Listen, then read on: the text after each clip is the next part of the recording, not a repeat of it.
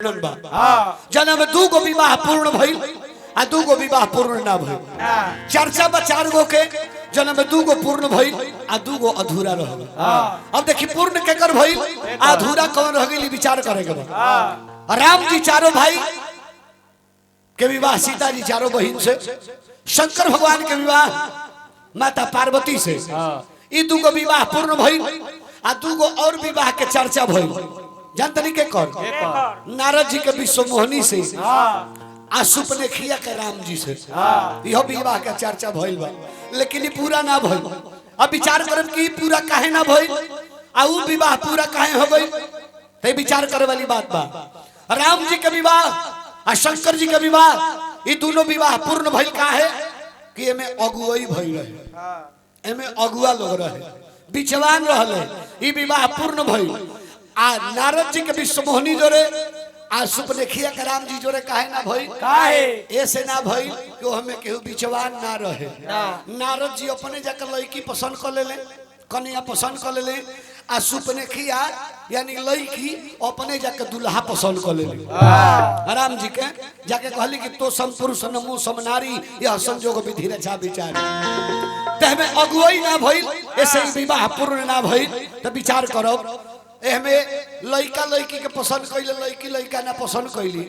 नारद जी वाला में, आ सुपनेखिया में लड़की लड़का पसंद कैलस लेकिन लड़का लड़की के पसंद ना कैली, गड़बड़ा गेल मिला। त तनी विचार करब भगवान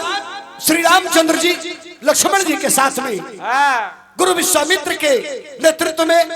जनकपुर पहुंचल बानी। आ देखी नगर भ्रमण करके रात्रि विश्राम होता, सुबह नित्य कर्म क्रिया कर करके आ गुरु के आदेश पा करके फूल ले आवे खातिर राजा जनक जी के पुष्प वाटिका में जाता लोग। आ से ओइजे माता सीता से भेंट होता, प्रथम मिलन, प्रथम देखा देखी ओइजे होता, प्रथम विवाह ओइजे भइल। एकरा बाद जा करके गौरा जी के मंदिर में पूजा कैली, बर मिलल, लौट के अइली। आ एने राजा जनक के यहाँ दरबार सजल बा, धनुष से जग के आयोजन कइल गइल बा, दरबार सजल बा, एहिजा धनुष से रखल गइल बा। मान के चली ये धनुष हो, मानी तो देव ना तो पत्थर, आ धनुष रखल बा। आ सब लोग आके बैठल बा, विश्वामित्र जी राम लक्ष्मण जी के लेके सबसे बाद में पहुंचल। सब लोग उठ के खड़ा हो गए। राजा जनक जी सबसे उच्च स्थान प्रदान कैले, आ तब बंदी जकरा के भाट कहल जाला उठ के राजा के प्रण के ऐलान कर दे। बाबा बोले बंदी बचन बड़ा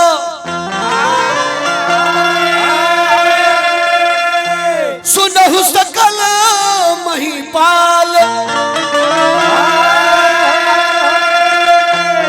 प्रण विदेह कर कहीं हम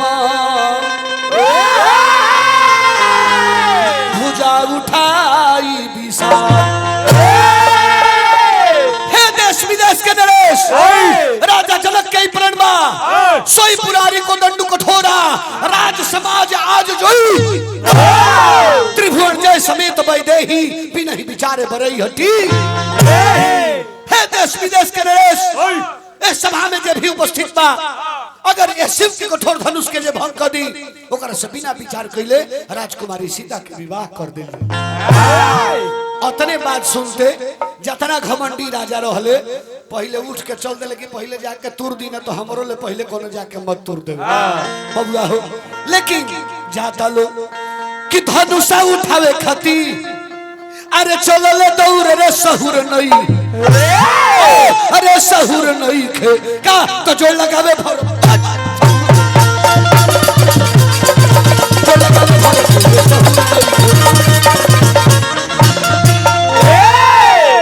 पहले जाके के हाथ से उठावो तरे सो मैं उठाऊंगा।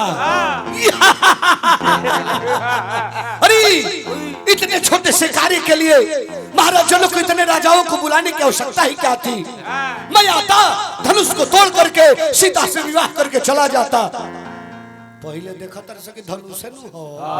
एक हाथे उठा ली, जाके पहले एक हाथ लगाओ तरे सॉरी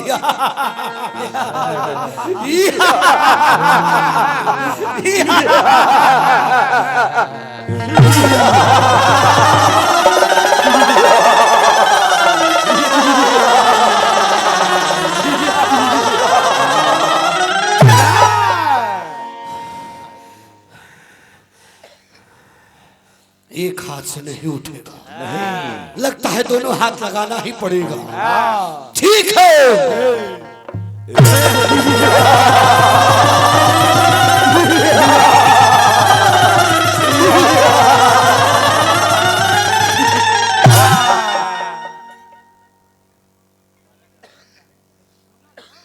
जब उठे के कहो हिलल ना ओ जैसे मुड़ी झुका के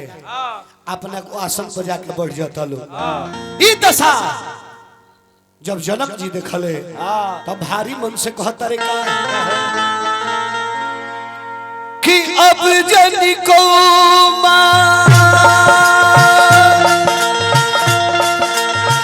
के भटमानी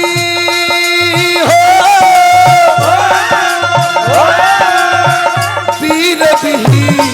मही मैं जानी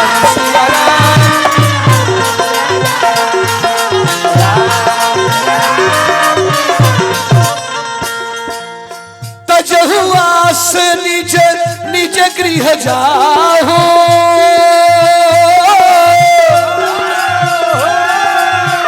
लिखा न विधि बड़े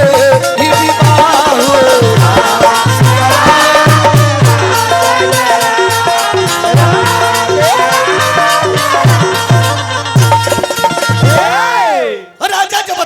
कहले जने अंगुरिया घुमावस सारा राजा लोग के मुड़ी झुक जाए। लेकिन अंगुरिया जब लक्ष्मण जी का ओर गई, लक्ष्मण जी का ओर गई, लक्ष्मण जी आंख लाल कर ले उठ के खाल हो गए और राम जी के चरण में सिर झुका करके हाथ जोड़ करके कहले कि भैया रघुवंशी महजो को होई तेई समाज उसका है न कोई कहीं जनक जो से चितवानी विद्यमान न कुल बन जानी राजा के अभिमान तुच्छ धनुष में भइबा जो रावर आयस में पावो कंतु कयु ब्रह्मांड उठावो काचे घट में डारो फोरी सकहु मेरु मुलक्ष्मी राजा के घमंड एगो धनुष में भइबा खेल खेल में करे के तुर दे लेके करे के सोचो जन दौड़ जाई भगवान कुछ निखल बोलल ई लक्ष्मण जी राम जी से कहता रे लेकिन ठाकुर जी करा के जोड़नी कि ना राम जी से ना तनी जनक जी से डायरेक्ट संवाद हो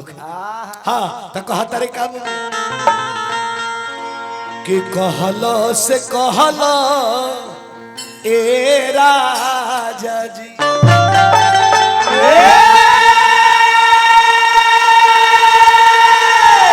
हरे कहलो से कहलो फेरू ऐसन जानी कही हो का कही दिहल ये कि ऐसे बाड़ा अरे भैया जी हमारा का कही राजा ऐसे बाड़ा भैया जी हमारा का कही दिहल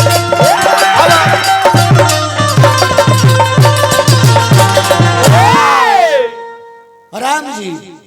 बोलले ना मुंह से खाली अखिया से ताक के खाली अखिया के कोर से तकले लक्ष्मण जी जान गए कि भैया हमरा के बैठे कहत आदेश के माने ये है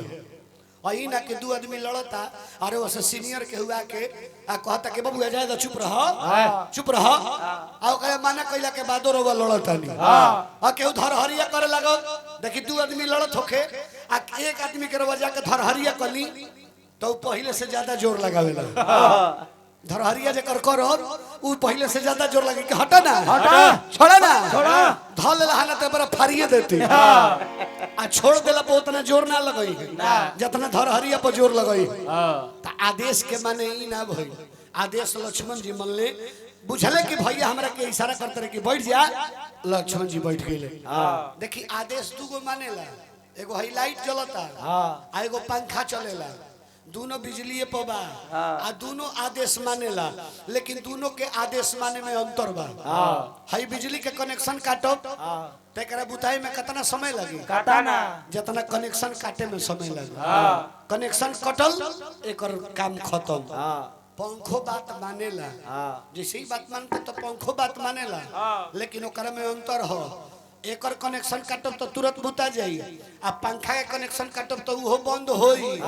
लेकिन 20 फेरा घूम के एकरा बाद रुकी। ये बुझे वाली बात बा ये माने वाली बात। हाँ तो तनी भाव लागी बबुआ लक्ष्मण जी बैठले अभी सवित्र बाबा राम जी का और इशारा कई नहीं राम जी का और इशारा कई नहीं तई तनी भाव लाग जाई राजा हाय तनी मफलर लगैले बड़ा बाबू हेने आव हां तू चलवा आओ तनी आव हेने आओ तनी भाव बा हम मफलर आलू नहीं हे द लइका ही बैठल बा सावर हां तू आओ तनी आ जा हां हां हां मर्दा लइका चिन्हा जले सब चप्पल खोल दो जे खाना खोल दो जे हां आओ आओ तो तनी है ना तार नाम का हो धीरज कुमार धीरज कुमार यस कौन क्लास में पढ़ी 7 में अंग्रेजी स्कूल में अंग्रेजी सरकारी में 7 कहता रहो तो पहिल के भेटैला कि सरकारी में पढ़े वाला लड़का 7 कहता एकरा मतलब तू तेज बाड़ो आना तो सरकारी में पढ़े वाला कहे कि 7वां क्लास में पढ़ी ला 7 ना कहते आए हाँ पापा तारू है हमें जा ये तो भागे से एकदम भेटा गइलो अरे कहे का नहीं तो थोड़े देर का नाम बताओनी है धीरज कुमार जी तो थोड़े देर खातिर मान ली कि रवा धीरज कुमार ना है ना और रहुआ राम जी है राम जी के जाने लो राम जी के हम राम जी के हम टीवी में रामायण नहीं देखले भगवान हाँ ये बात तो ये थोड़े देर खातिर हाथ निकालो बगली में से ठंडा नहीं लगत नो थोड़े देर खातिर राम जी हो गइलो यानी भगवान हो गइलो ठीक नो अब हम पूछब कि रवा के हैं तो धीरज लिखे कहे के कहिए कि हम राम हैं ठीक नो और नाम का हो राम मर्द लेखा बोला कि हम राम हैं 10 रुपया आउ दिया है मलिकार दियाओ हाथ में जोर से बोल ले बड़ो ला 10 अरे खर्चा देवे के पड़ी गाजा पिए खाती है लो 10 रुपया लो और तनी जोर से बोला कि हम राम हैं अबरी 10 रुपया दिया है मलिकार दे दे गांजा जा पी हम और तनी जोर से बोला कि हम राम हैं अबरी 10 रुपया दिया है मलिकार कुल इनके के दे तो हम लेके का जेब रही छे चुप रह हां अच्छा हैला है त गोटगारा है तारा बहनी हो गई बगली में धल हां अरे बाबूजी के नाम का हो श्री मनोज यादव अरे तारा राम जी के बाबूजी के नाम मनोज यादव रहल तू राम जी नु बाड़ो राम जी के बाबूजी के नाम याद बा हैं हां कह के हम दशरथ जी के लड़का हैं हम दशरथ जी के लड़का हैं लड़का पलटी गई आराम से आ रहा हो बाबूजी के नाम का बतैला मनोज तो कह कि हम दशरथ जी के लड़का हैं हम दशरथ जी के लड़का हैं हम मनोज जी के लड़का ना हैं हम मनोज जी के लड़का नहीं ला लइका पलट गई घबराए के बात नहीं कर हाँ लड़का ही रह रहे है कह कि हम मनोज जी के लड़का ना हैं हम मनोज जी के लड़का नहीं ला खड़े है देखा कहा कि हम दशरथ जी के लड़का हैं हम दशरथ जी के लड़का हैं आ घर कहाँ है रहू सेरिया राम जी सेरिया कर ले हैं कहा कि अयोध्या हाँ ए जब पूरी खाई खाती आइल बनी कोनो बात नहीं खा आ रह जाए हाँ राजेश बाबू हाँ रह जा राम जी हैं हाय देखिए हमारा मनोज बाबू के तरफ से पुरस्कार बा ड्राइवर साहब हार्दिक स्वागत अभिनंदन बा है जा बैठ जाइए है जा बैठी बैठ जाइए। हाँ हम ऐसे देखा हमारा पे देखिए हम ऐसे करब नु तो उठ जाए के बाद ठीक नु आ उठ के धीरे धीरे इजा चलावे के बाद ठीक नु बबुआ हो बाबा कि विश्वामित्र समय शुभ जानी विश्वामित्र बोले यति स्नेह में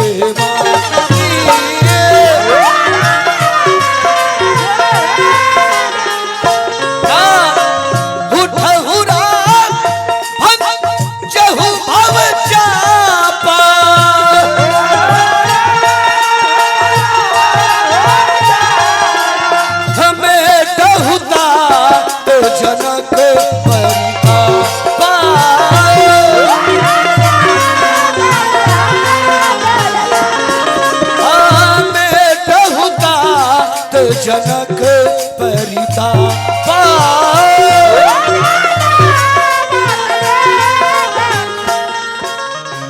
राम जी उठ के तनी पीछे से धीरे धीरे आवे के बाद धीरे धीरे एकदम धीरे धीरे आया के धीरे से प्रणाम करे के बाद तब तक ले सीता जी हाँ सीता जी जब देखली के रानी देखली ये खड़ा रही जो गोड़ निकला के राम जी के रूप में बनी रहे हाँ जब उन्हें रानी देखली तो कहली करी जा बड़े बड़े ढोल तहा टिमकी के मोल हते हते राजा महाराजा बाहुबली हार गए तो हती चुकी लइका अरे हंस के बच्चा मंदराचल पर्वत उठा सकेला का राजा के केहू समझावत कहे निके चतुर सखी लोग बतावल की रानी ई लइका के छोट मत जानो ई लइका उम्र में छोट बा ए लइका में गुण बड़ा मोट बा आ सीता जी के जब नजर पड़ल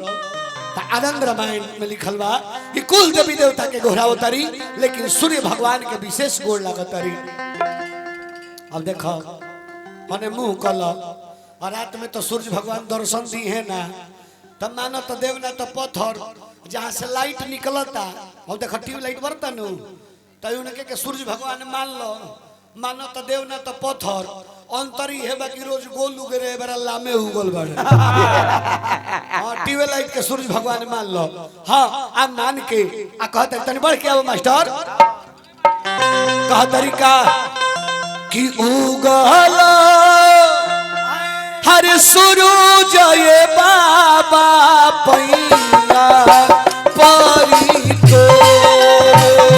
उगल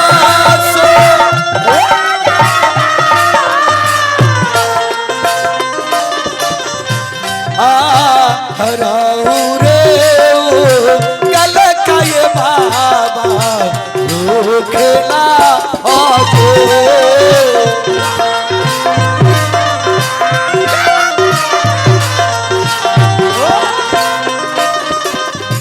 आहा खेत हवा से जन्म लिए बाबा हवा के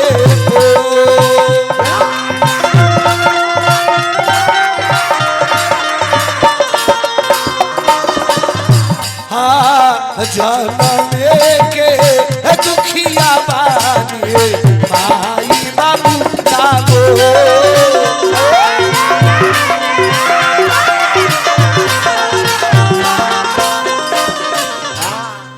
अब देखिए राम जी ने धीरे धीरे धनुष का लगे हाथ जोड़ के प्रणाम कईनी है घूम के धनुष एक के प्रणाम करी गोड़ लगी हाँ दुना हाथे हाँ आहे हाथे मोटका धरे के बाद आहू हाथे पतारका धरे के बाद आ उठा के नेमा देवे के बाद ठीक नु हे हाथे मोटका हो हाथे पतारका उठा के नेवाई तो बोल सियावर रामचंद्र की सियावर रामचंद्र की मनोज बाबू कहने गए हाँ हो गई फाइनल जाई अब कहे के नहीं खे धनुष टूट गई लेत चढ़ावत खे जतका ढेका हुन लखा लोग सब ठाड़े तै छन राम मध्य धनु तोड़ा भरे भुवन धुनि घोर कठोरा बबुआ अब तो दुल्हा राम जी बनल बड़े आ जान जा कि जींस पहन के आ गइल बड़े हां कहीं ममिला जमीला नु आ गई ललकी को मछिया पहनावो धो दो लोग बैग में निकालो हमें से। हाँ दो हाँ अपन नहीं खाली निकालो एकदम। हाँ जल्दी पाउडर दो सवरे दुल्हा बने तो का हो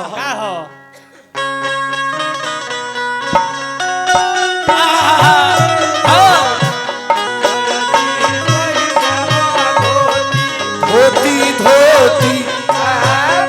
दुल्हा के धोती जलनी महिरवा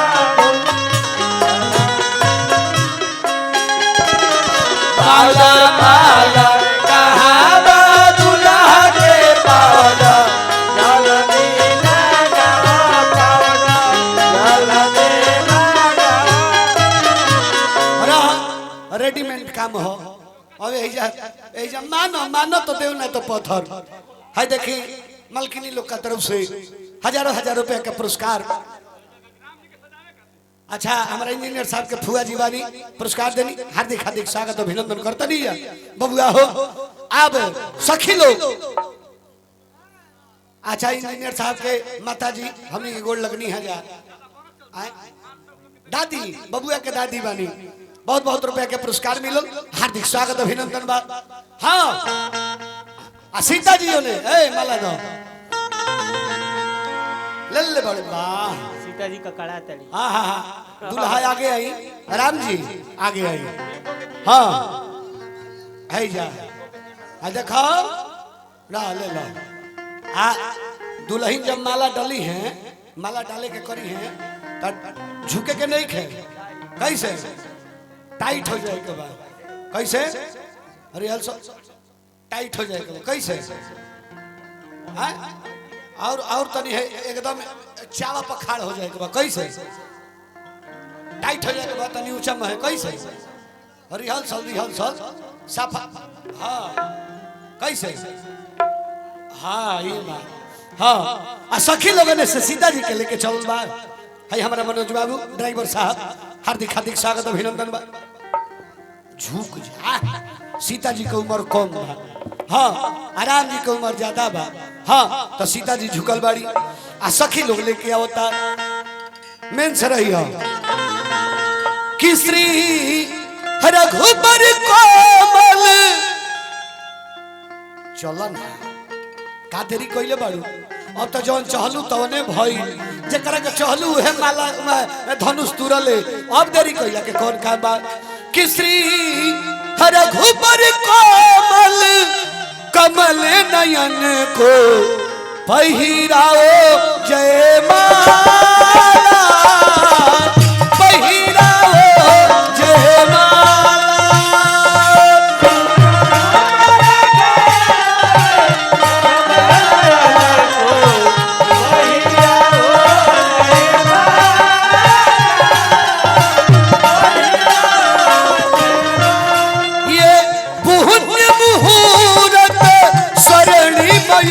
सर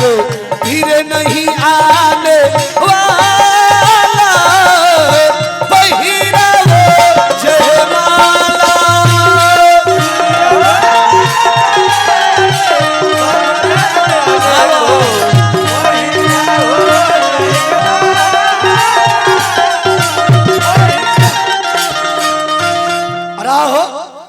राम जी रात भर मुड़ी उठाते नहीं खा रहे के कम मम्मीला बिगड़ जी कोनो गारंटी नहीं खे। हाँ तनी मनी भाव अपन रहल है कि मेहरारू के आगे झुके के नहीं खे। अब रात भर मुड़िए उठावत रह माला पेन परबे ना करी तो बियाह होइबे ना करी ऐसे। अब लक्ष्मण जी देखले कि भैया झुकल चाहत नहीं खन। अब भाभी पहुंचत बाड़ी ना अब जान जाए के अब तो मम्मीला जो हुआ था लक्ष्मण जी जाके राम जी के गोड़वे पर गिर गई। बार भैया बा राम जी देखले कि अब छोट भाई गोड़ पर गिरल बा नहीं कि उठावत त लोग कहे कि भाई गिरल बा उठावत नहीं खन आ उठावत तो झुके के पड़ी आ झुकब तो सीता माला डाल दी है। धन हरे लक्ष्मण दोनों घर के इज्जत बचा ले लो। हाँ हम तारा के झुके खातिर उठाई आ सीता माला डाल दी है दोनों आदमी के काम हो जाई। हम तारा के उठाइयो ले आ सीता आसानी से मोलो डाल दी है। जैसे भगवान झुकल बाड़े आ तले सीता जी से सखी लोग कहत काहे तना बेचैन भइल बाड़ू भातार के देख के एकदम बुझाता कि अगी आई बाड़ू माला डाले खाती हां बबुआ हो सखी लोग कहता कि पेनहाव सीता कम तनी राम जी झुकल बड़े तनी पीछे हो जाई हाँ आ तनी धीरे से झुक जाए के बाद का तनी झुक जाई आगे महे बुझी कि भाई के उठाओ तनी पेनहाव सीता जी अपना राम जी के माला दो ऐजा तो खाली सीता जी पेनहौले बड़ी रह दो लेकिन मौसम के काले ले बड़ो हाँ कब शीत पड़े लगी ज्यादा ठंड कुहा घेर ली रंगो डाल दी हाँ जय हो तनी ताली बजा के बोलिए सियावर रामचंद्र की आ देखा मेहरारू के पहिल का फर्ज का हो ले ली हाँ हई देखी तो हई ले लो हाँ कि माला पहना के करो पारा लमावा माला पहना के करो दहिना हाथ हाँ मेहरारू गोड़ लगतिया तो गोड़े पकड़ ले रहे तो उठा के आ गले से लगा लगी गोड़ में ना हृदय में जगह बा हृदय में मेहरारू का स्थान गोड़ पर ना रहे मेहरारू का स्थान हृदय में रहेला ऐसे दोनों हाथे उठावो आ गले से लगा लो माला पहना के करो आज से हो गई ले तोहरे सजनावा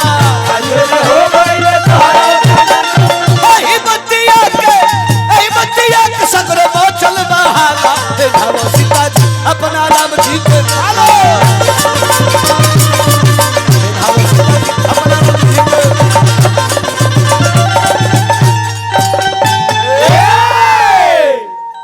हने घूम जाई कैमरा हने लागल बा फोटो हां हाथ जोड़ ली हाथ जोड़ी राम जी हाथ जोड़ी आप देखी विवाह हो गई और राम जी के रोल खत्म हो गई लेकिन अब एजो बियाह भइल बा त हाथ जोड़ के पहले माई के प्रणाम करी के माई के प्रणाम माई के प्रणाम हाँ बाबूजी के प्रणाम बाबूजी के प्रणाम चाचा के प्रणाम चाचा के प्रणाम चाची के प्रणाम चाची के प्रणाम भैया के प्रणाम भैया के प्रणाम भौजी के प्रणाम भौजी के प्रणाम मौगी के प्रणाम लड़का तेज बा अच्छा मौगी के प्रणाम ना कइल जाला आज में कइल जाला ई एगो बुद्धि सिखले बनू मौगी के गोड़ पर गिरे के त कहियो जीवन में दुख ना होई हां मेहरारू मरद के कहियो संबंध बिगाड़ ना हो जब मेहरारू खिसिया तो गोड़ पर गिरिया हां कहियो झंझट होइबे ना करी बबुआ हो ए जे प्रेम से बोली सियावर रामचंद्र की अब आ जाई अंदर आ जाई विवाह हो